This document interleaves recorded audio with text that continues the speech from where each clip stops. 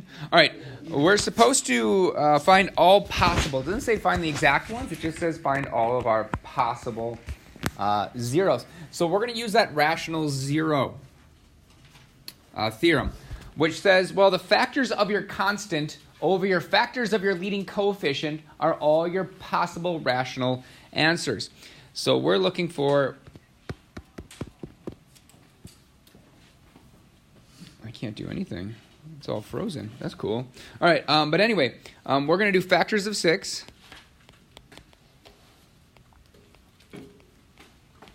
Because that is our constant, which is going to give us 1, 2, 3, and 6. And then we're going to do the factors of our leading coefficient. So that'd be factors of whatever's in front of our x cubed, which is a 1. So once again, I'm taking that guy right there and going there. And factors of 1 are just 1. So when we're looking for our rational, these are going to be all of our numerators. 1, 2, and 3, and 6 are going to be a numerator, and all of our denominators are on our factors of 1. Well, that's just one thing.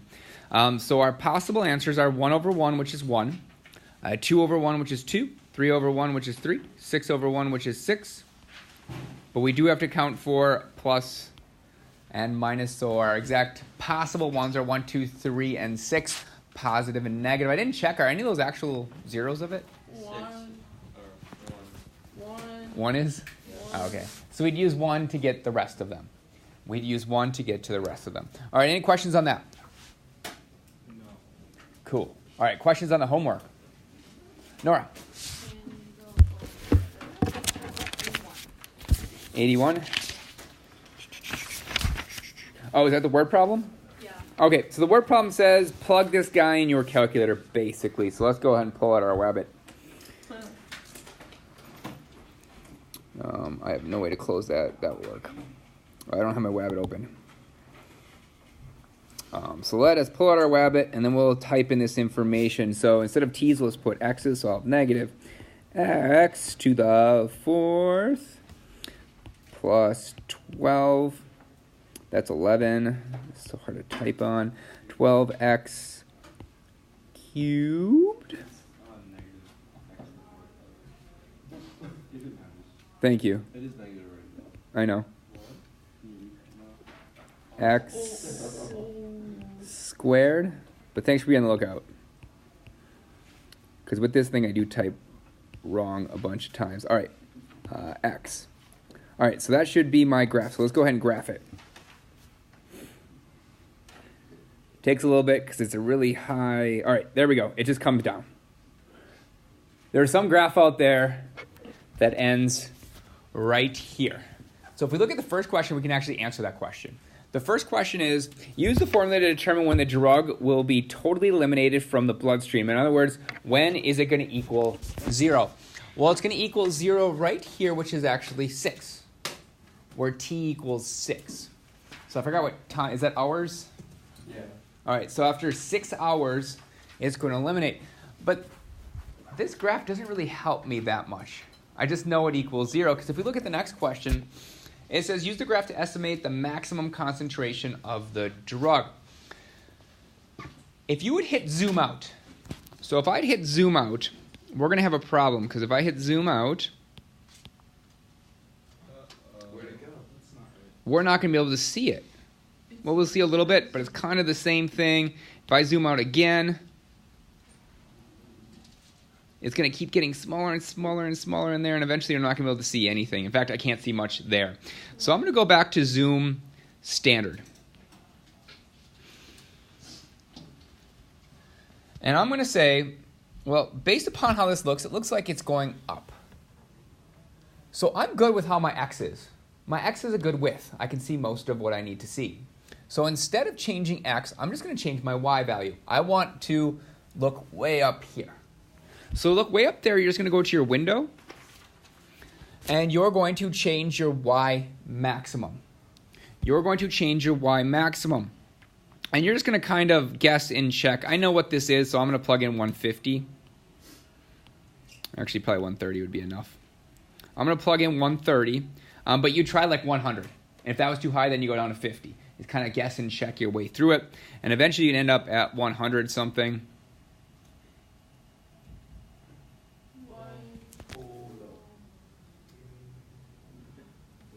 And then we just got to figure out what that point is way up there. Well, there's two ways to figure it out. We can kind of put a cursor near it. Actually, there's several ways we can figure it out.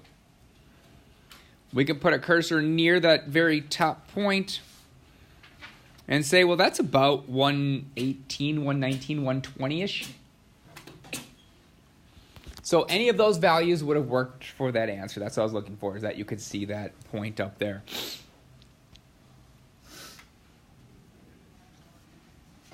Is maximum concentration 2.9 then for the next one? About 2.9, yeah.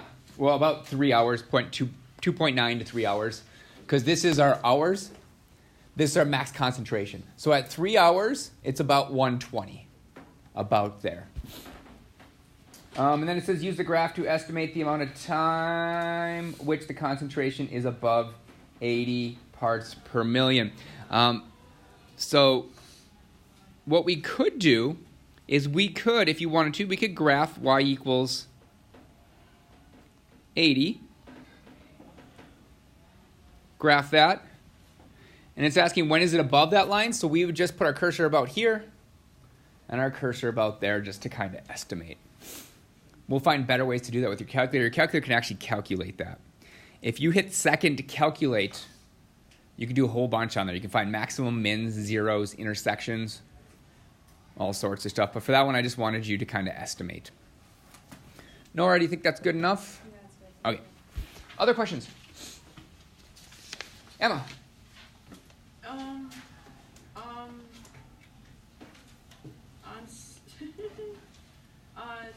63, Mm-hmm. I got like the first zero, but then when I did the quadratic formula, I got all screwed up. So can you do like the second half of the problem? Oh my god. Yeah. So I have to do the whole problem basically. So we would. No, but like. What's your first zero that you use? 1/2? Yeah. Okay. So we'll start with 1/2. So we'll have 1/2. Which would have been 24. We would have had 0, negative 26, a 9er, and a negative 1. No, 0. Oh, I'm sorry. It's not x to the 4th. That was a different one. All right, so we just need that negative 26, that 9, and that negative 1. All right, half of 24 is 12. Negative 26 plus 12 is going to be negative 14. Half of negative 14 is negative 7. This would be 2. 1/2 would be 1. That would be 0. So that one works. That's a factor. So we're going to have x minus 1/2 times 24x minus 14x plus 2, correct? Yeah. What is it squared? 24x squared? Oh, yeah. Yeah. So we have one of our zeros is going to be x equals 1/2. And this one's going to be our other zero. I'm going to go ahead and divide everything by 2. So we'd have 12x squared minus 7x plus 1 equals 0. If I'm not mistaken, I think this should be factorable. Because 3x, 4x, minus 1, minus 1. It's actually factorable. So whenever it's small like that, I'll just check to see if it's factorable first. But the quadratic formula or completed square would work too. You should still get out the right answer. As long as you did negative b, so you'd have 7, plus or minus the square root of 7 squared, minus 4 times 12 times 1. Yeah, I didn't. Okay? All right. Other questions? Nora?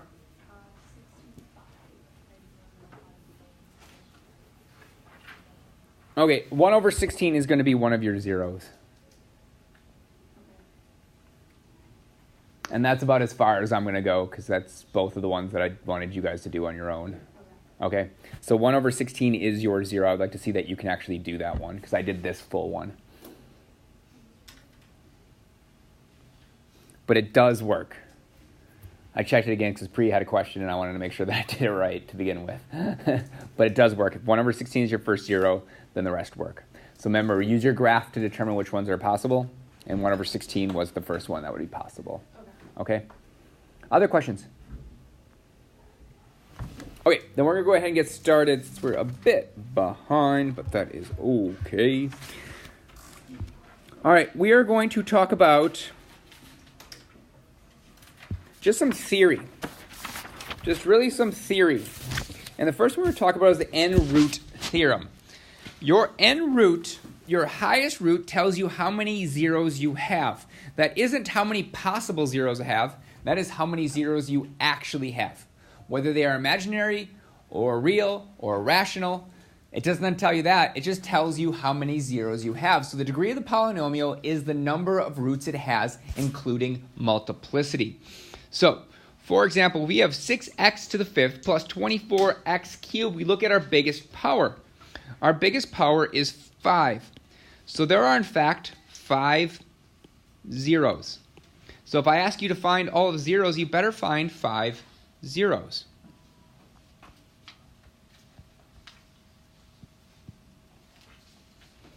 All right, so let's go ahead and find all 5 of these zeros. So the first thing I would do if I had a bunch of x's, I'm going to factor out an x. We're never going to divide by x because we lose our zeros. So if I would divide by x squared across here, I would actually lose 2 zeros. 2 zeros would just disappear, and I wouldn't know where they are. So we're going to factor out the biggest thing we can out of that. What's the biggest thing I can factor out of 6 and 24? 6. What's the biggest thing I can factor out of x to the 5th and x to the 3rd? X to the 3rd, yeah. So you have x to the 3rd, which would become x squared plus 4 equals 0. All of our zeros are actually there. So if we look at this first part, we're saying 6x cubed could equal 0.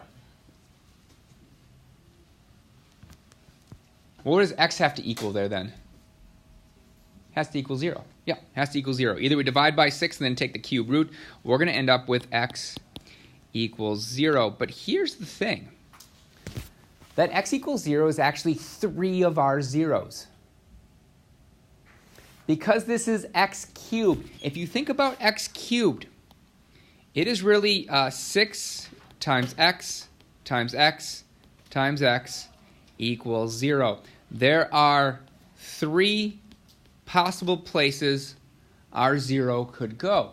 So when we have 0 and we have a cube there, what we say is it's 0 with a multiplicity of 3.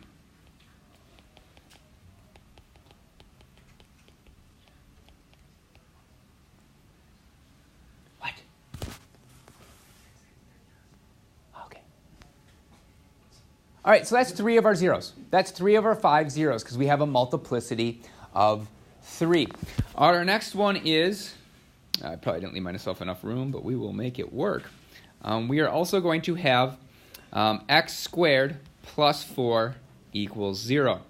Well, we would subtract 4 from both sides and take the square root, so we'd end up with x equals plus or minus the square root of negative 4, which is actually going to be x equals plus or minus, that would be I times the square root of 4, which would be 2i. I have 3 zeros here. I have 2 zeros here because it's positive 2i and negative 2i. That is all 5 of my zeros. So multiplicity of 3 plus 2 of these would give me all 5 zeros. So make sure you account for all of your zeros when you're doing stuff.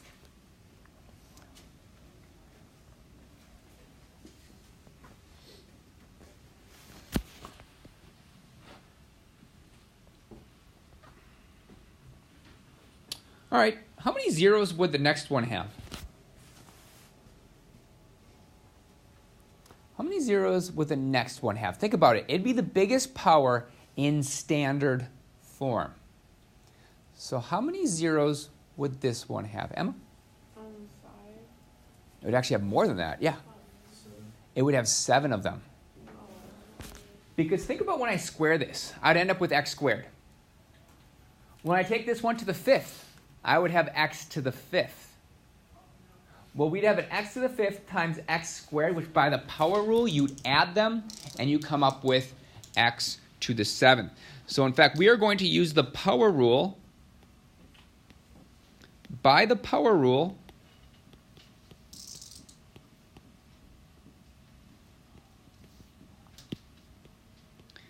the power rule is you add them. So by the power rule, we are going to have 7 zeros. 2 plus 5.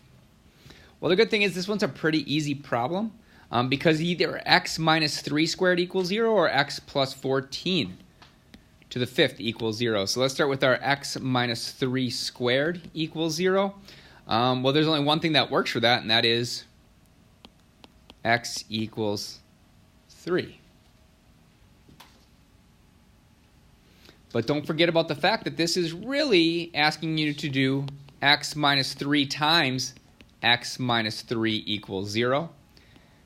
So although it's x equals 3, it'd be multiplicity of 2.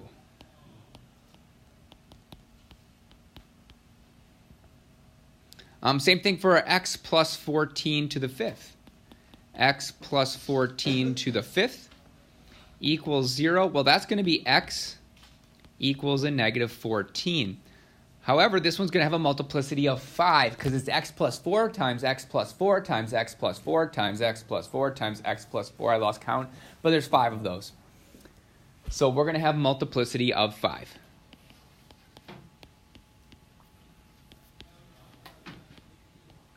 So we have multiplicity of 2, multiplicity of 5. There are 7 zeros. I counted for all of the 7 zeros. All right, so highest power, that's how many zeros you have, but don't forget about multiplicity. Don't forget about multiplicity and be on the test and search for one that you've already found.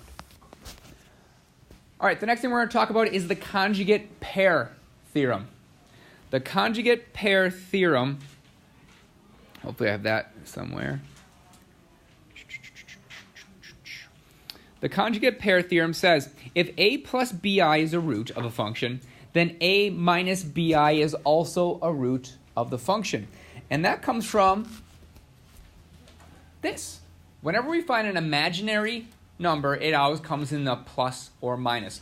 Always. It is always 1 plus or minus I. It's always 8 plus or minus 2 times I. Just like here was plus or minus 2i. So when you have imaginary roots or conjugates, they always come in pairs. For example, it says find a polynomial equation with roots 2 and 1 minus I. Where everyone's going to lose points is the fact that if 1 minus I is a root,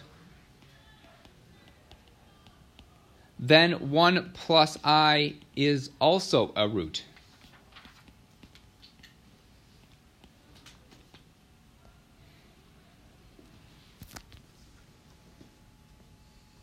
Now, to write this equation, we just have to ask ourselves what it means to be a root. Well, to be a root, it means that somewhere in the equation I have an x minus 2.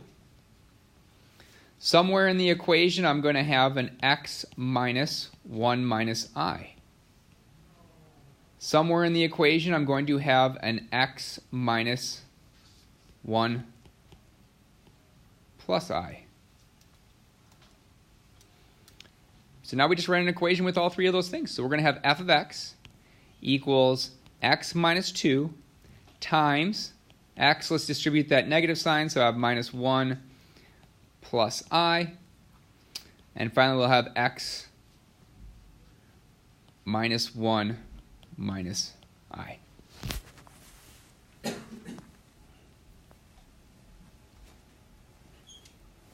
Questions on that? On the homework, I'll put the standard form on some of these. On the test, you will get extra credit if you put it in standard form. It takes a while. It takes a while on this one. A little easier version might have been if I just did x minus I, x plus I, it's not as bad. Because x plus I, x minus I is actually x squared minus I squared. It's a little easier problem. But I'm saying on the test, if you find time and you put it in standard form, that'll be worth extra credit on the test. If you take the time and put it in standard form. Real quick, what's I times I equal? It equals -1. Yeah, so for those that are going to attempt that, note I squared equals a -1. It's broken. It's broken. That's why it's imaginary. It's the only thing you can square that you get a negative out. You're the same? Is that what you said? I just caught that.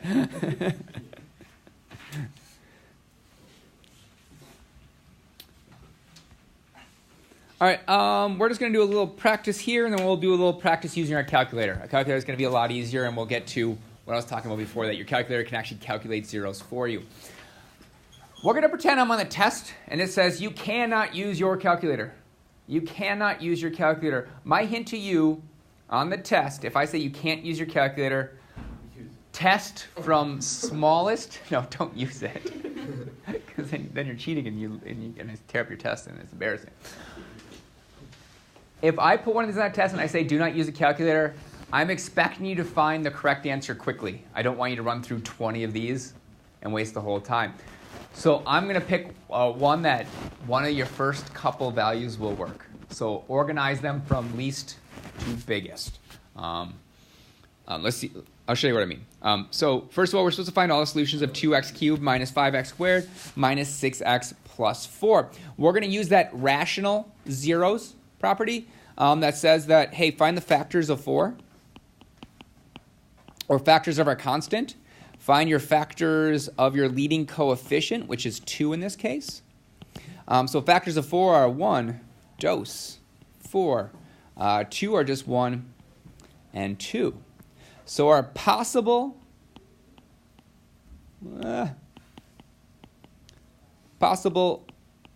rational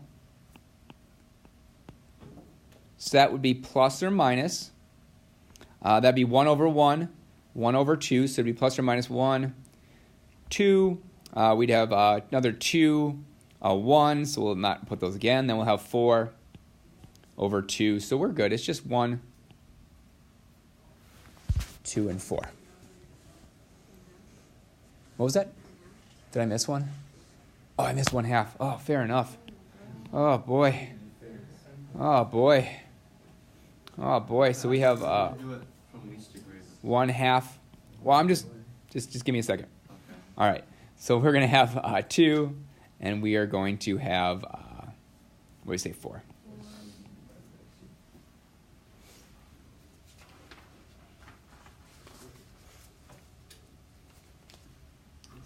So yes, Nicholas, you were listening. We're going to do from least to greatest. And I'm not talking about negatives. So I'm not going to try -4 first. What I'm talking about is organizing this into 1/2, 1, 2, and 4.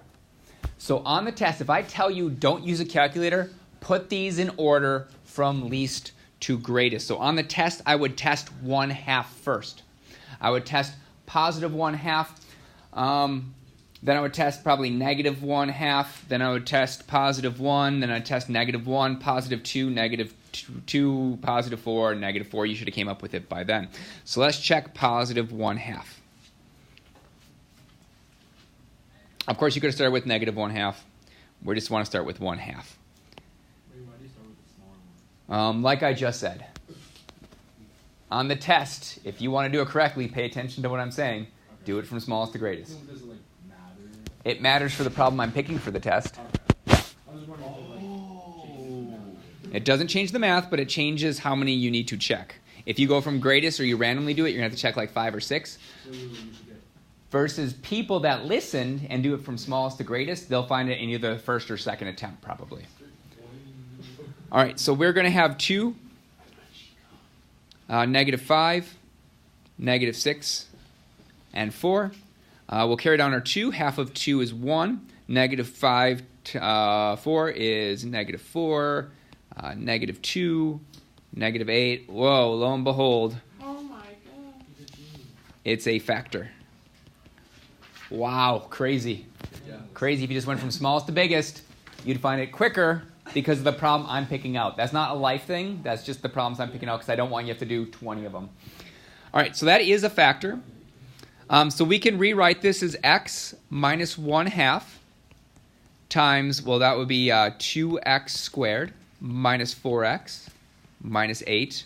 We'll set that equal to 0. So either our x equals 1/2. We already proved that was a 0. Or we're going to have this guy equaling 0. So that would be 2x squared minus 4x minus 8 equals 0. Save yourself some trouble and divide everything by 2 if possible. So we're going to have that.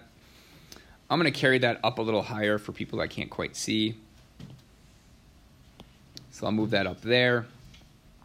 We are going to have divide everything by 2, and we'll have x squared minus 2x minus 4 equals 0. Now my hope is it's factorable. Is this one factorable?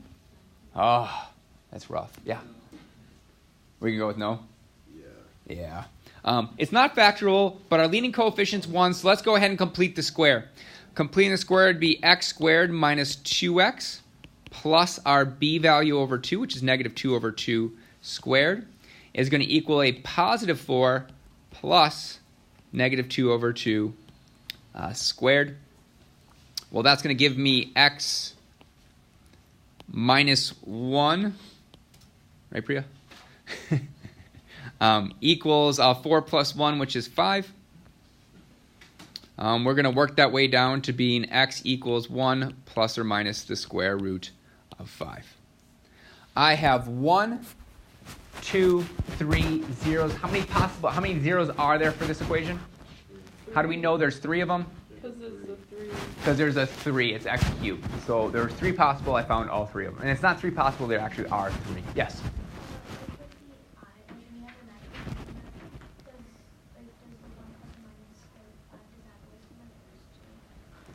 Does that always come in pairs too? No. I want to say yes because almost all the times they're due, but there are cases where it's not. It is not, where you could just have a 1 plus square root of 5. You're almost always going to have a pair if it's x squared, but there are times where it appears where it's not. You could err on the side of always thinking there is one, but it's always that rare case that it won't be. It's not quite the definite rule, but it's a pretty general thing. All right.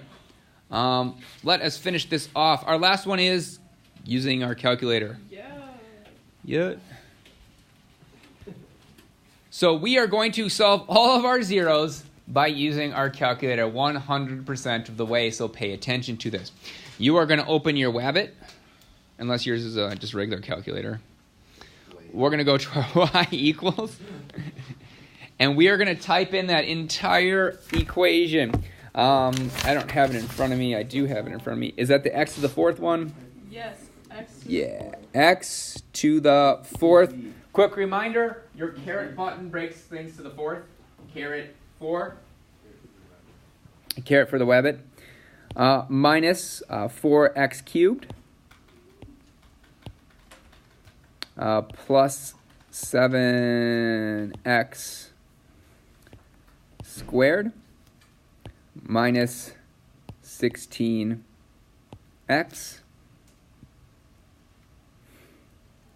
Plus 12. That's 11. That's 12. And then we're going to go ahead and graph. And we're going to zoom standard. So in fact, before I graph, I usually hit zoom instead of graph. And I go down to standard, and it'll automatically bring up my graph, zoom standard.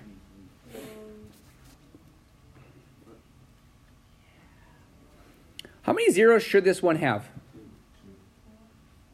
4. How many do I have right now? 2. So we're going to calculate those 2 from the calculator, and we're going to use those to find the rest of our zeros. So how we calculate zeros is, you see this little calculate button above trace? We're going to hit second calculate. It should say on there all those steps, right? Yeah. So we're going to hit second calculate, and we're going to calculate a 0. And we're going to hit enter. What I want us to notice is there is a flashy line somewhere. You can't see it because it's actually at x equals 0, 12, which would be way up here. So what I'm going to do is I'm going to hit right. I'm going to hit this right button, because this will show where it's at. Now it's at 0.46.1, which is right here. Were we supposed to do second calculate? You just hit second calculate. But then there's a bunch of things pop up. Hit 0. Oh. All right, so you should see a flashing little X when you move it to the right. Do we all see the flashing little X? No. I do, but it's not the same area. Like There's a flashing. value for Oh, I see. Yeah, yes, it'll be different depending on, so as I move this, it's going to change your X and Y values. Oh, I got 6 You now. can move Okay. this. Oh. Yes, you move it with left and right. Oh. Oh wait, it's gone. It disappeared. All right. Oh boy. Missed a minus. Hopefully we can get through this problem. Just do the homework. Well, you need it for the homework. Mr. Buddy, don't be cool. Go get a whack at that. But then you can feed carrots. That's the target. You show.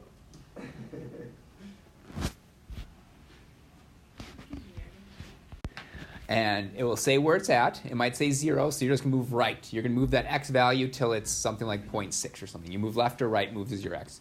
All right, so we all have a flashing line.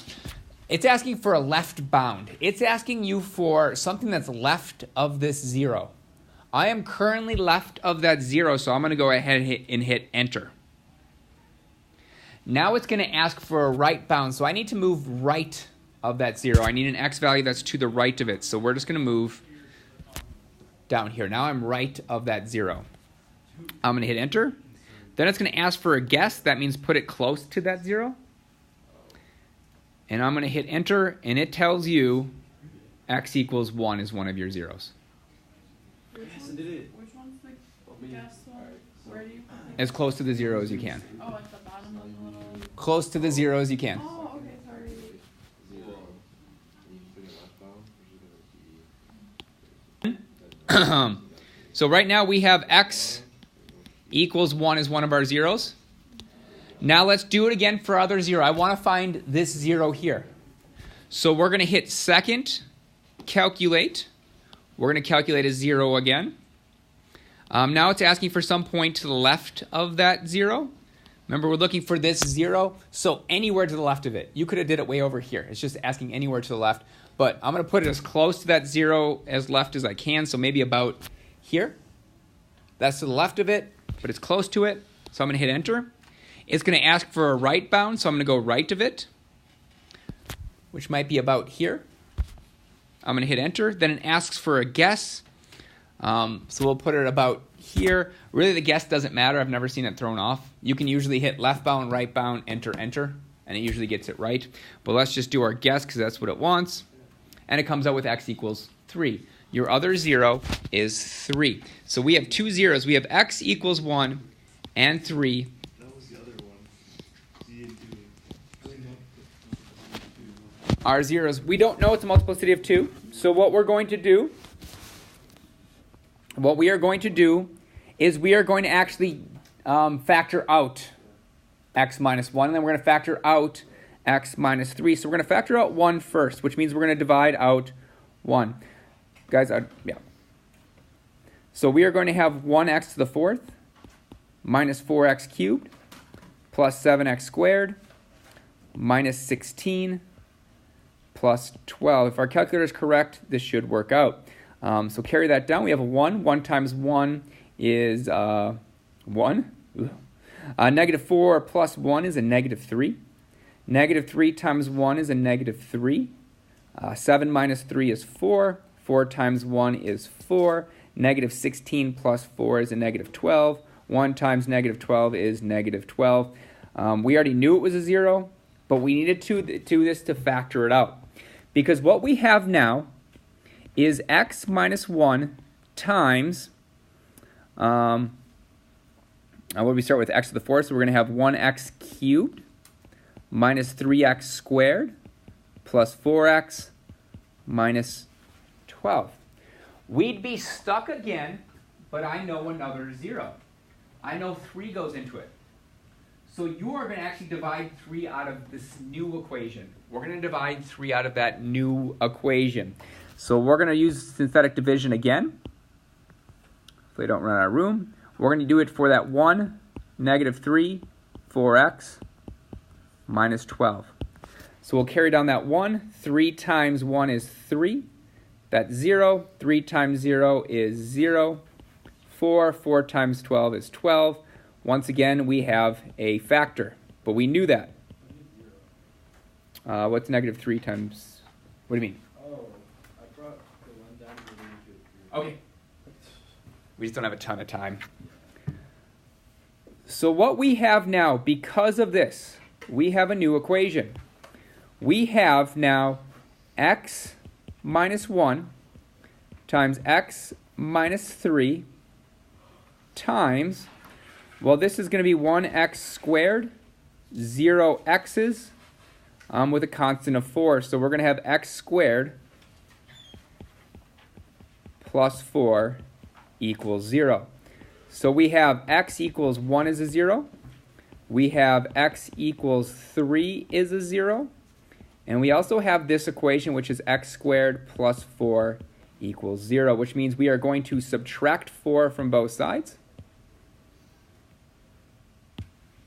to give us x squared equals a negative 4. We're going to take the square root of both sides. We're going to have x equals plus or minus 2i.